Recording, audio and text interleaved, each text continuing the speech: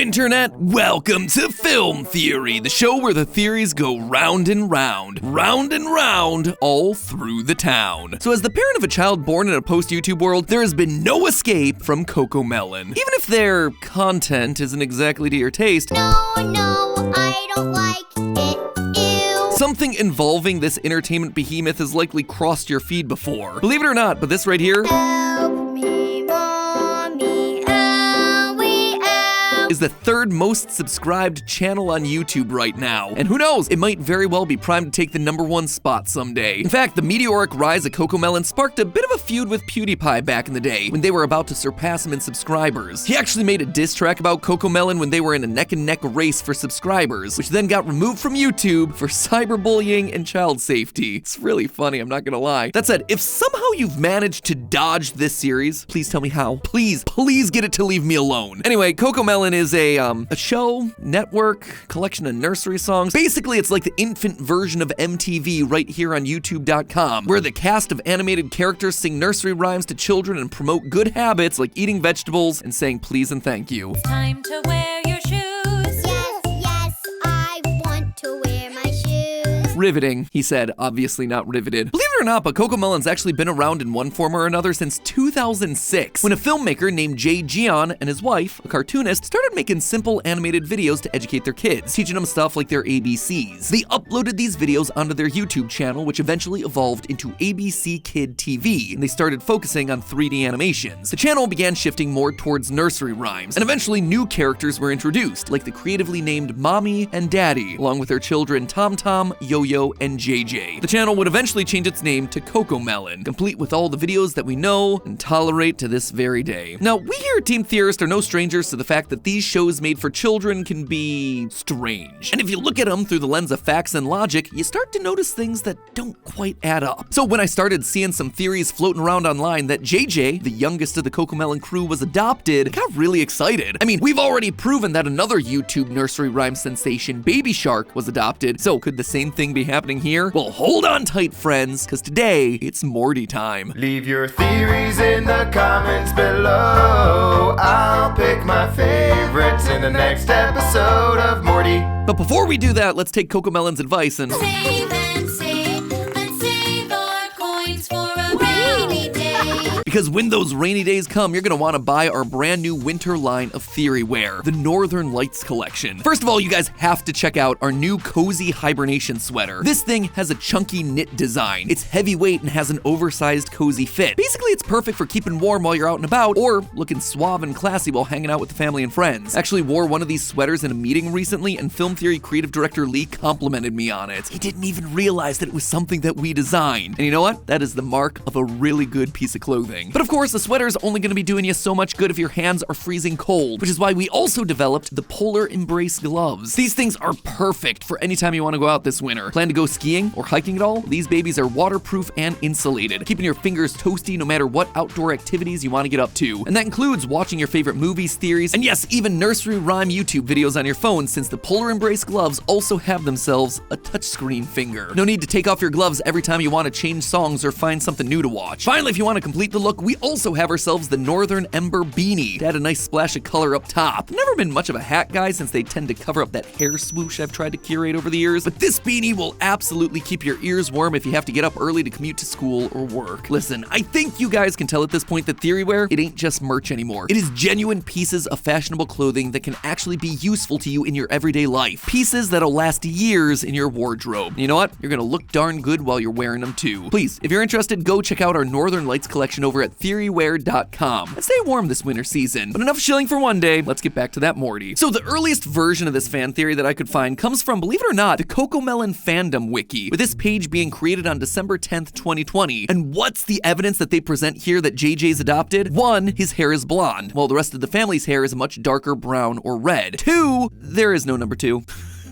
Wait, really? That's it? That is the only real piece of evidence that they're hanging this fan theory on. I gotta be real with you guys, when I first saw this, it surprised me. This is barely a hypothesis, let alone a theory, but believe it or not, there is actually a bit more to stand on than you might first expect. Break out your textbooks, friends. We're jumping back into some high school biology and hereditary genetics. When it comes to physical characteristics like eye color, blood type, whatever, it all comes down to dominant and recessive genes. You've probably heard this like 1,000 times before, so we won't dwell on it too long. Basically, your parents each have 2 genes, and both parents pass down just one of those genes to their children. Some of these genes take priority over others, thus making them the dominant gene. So let's say your parents pass down a type A and a type O blood type gene. You'll end up with type A blood because it's the dominant gene there. But if both your parents pass down the recessive type O gene, even if both your parents have type A blood themselves, then you're gonna still end up with type O blood. You can actually map out all these potential outcomes and how likely they are with a helpful little diagram called a Punnett square, which again, we've talked about plenty in the past, let's not dwell. But all of that being said, that whole dominant recessive gene thing, it is one of those big lies that tends to get taught in schools because genetics, go figure, is a lot more complicated than the shorthand given to it in those textbooks. Case in point, hair color. Instead of being a simple case of the brunette gene is dominant over the blonde gene, there's way more going on in a system called incomplete dominance. Imagine you have a red flower and a white flower. In a typical Punnett square system, you might think that the red would be the dominant color, so if you breed those two together, you're gonna end up with another red flower. But then all of a sudden you get confused when the flower turns out to be pink. The long and short of what's happening here is that the dominant gene is being diluted by the recessive gene. This is what happens with hair color. See, the actual genes being passed on here control how much eumelanin and pheomelanin you have in your hair, and those determine what color your hair is. Melanin is the natural pigment that's found in organisms. Eumelanin is a darker pigment, and pheomelanin is a lighter pigment that often skews red. Typically, eumelanin overpowers pheomelanin, so if you have a lot of eumelanin, then you're gonna have black hair. If you have almost no eumelanin and more pheomelanin, then your hair is gonna be red. Blonde and brown hair then fall into the spectrum between those two colors. Thanks to incomplete dominance, your hair is likely gonna be a mix of the colors that your parents have, and this is exactly what we're seeing with Cocomelon. When you really look at each of the characters, they all have slightly different hair colors because they have different amounts of eumelanin. So boom, there you go. It's not only possible for JJ to be blonde, but it's possible for all 5 of these characters to end up with differently colored hair, period. And even if we discount all of this, it would still be possible for JJ to have blonde hair while the rest of the family doesn't. See, a child's hair can fall out quickly, it can grow back quickly, and most importantly for us, it can change color quickly. As a child matures, the amount of eumelanin in the hair tends to increase, darkening the color. In some extreme cases, it can even take a child with platinum blonde hair and turn it jet black within the span of a few months. Something similar actually happened with me. I started out as a blonde baby before ending up as a brunette by the time I was in 1st grade. Out of curiosity, I actually asked around the team if this had happened to any of them, and no fewer than 10 of us had the exact same story. And you don't have to take our words for it either. One study found that babies can have lighter hair for between 9 and 30 months, and after age 3, it becomes progressively darker until it settles into the final color around age 5. So even if it were impossible for JJ to be blonde genetically, which again, it isn't, if he were this young, there'd still be a good chance that he could be blonde while the rest of his family isn't. Therefore, there just isn't enough here to say that he's adopted. Theory busted. So is that it? Well, given how much runtime there's left in this video, you know the answer to that one, friends. As I was looking into this whole theory, I noticed something else about JJ, something that is far more concerning than just the kid potentially being adopted, and it all starts with his age. If we're going off the whole blonde hair that can darken with age thing that we just talked about, that means that JJ is younger than 5 years old, which visually checks out. I mean, he's a baby, but we can get more specific than that. So my first thought was, well, what do we see JJ doing in Cocomelon that could help us pinpoint his age? As children get older, they're able to do more and more. It's like they're leveling up, unlocking new abilities. And typically, children are able to unlock the same abilities at roughly the same time. Some of the first that might come to mind when determining a child's age might be whether they can walk or whether they can talk. Throughout the series, we see JJ walking on his own without the aid of his parents or siblings. Most children are able to start doing this between the ages of 10 and 18 months. This also lines up with how much we see JJ speaking, or singing, I guess in this case. As I'm sure you know, a baby's vocabulary, it ain't that great. A goo-goo here, a gaga there. An average 18-month-old should only be able to say roughly between 20 and 200 words. Your average 3-year-old can say up to 1,000 words. So how many words are we looking at JJ knowing? Well, despite the fact that JJ isn't singing all the parts in all the songs across Cocomelon, it is implied that he's at least singing parts of the chorus. The wheels on the bus go round and round. He's also got his own solo parts. It's a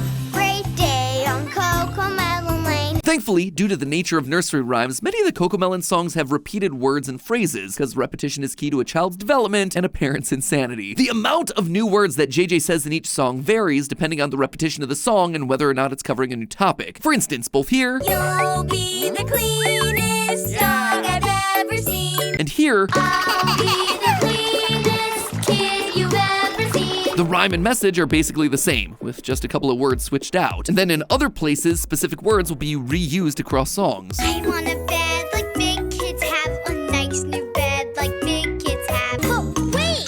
There's something wrong. My bed is too big. Because of this, the number of new words that JJ's saying per song can vary between 7 and 20. Though the actual Cocomelon YouTube channel has over 1,000 uploads, many of them are either old videos without the Cocomelon cast, repeats of songs that they've already covered, or compilations of related content. Because of this, we're only going to be looking at the songs released on the Cocomelon Kids Hits albums, which will lowball the number, if anything. There are 10 songs on each of the 13 albums, totaling 130 songs. Doing some quick math there, that means that on these albums, JJ has a vocabulary of somewhere between 900 words on the low end and up to 2,600 on the high end, smashing that 1,000-word average that a 3-year-old should probably be able to say. Of course, the mind of every child is going to develop differently. Some have greater aptitude for learning new words than others, and it is a children's cartoon after all, but this is just more evidence to say that JJ's age range is probably falling a bit older than you'd initially expect based on his appearance. This also lines up with 2 more pieces of evidence you might not expect: where JJ sleeps, and more importantly, where he poops.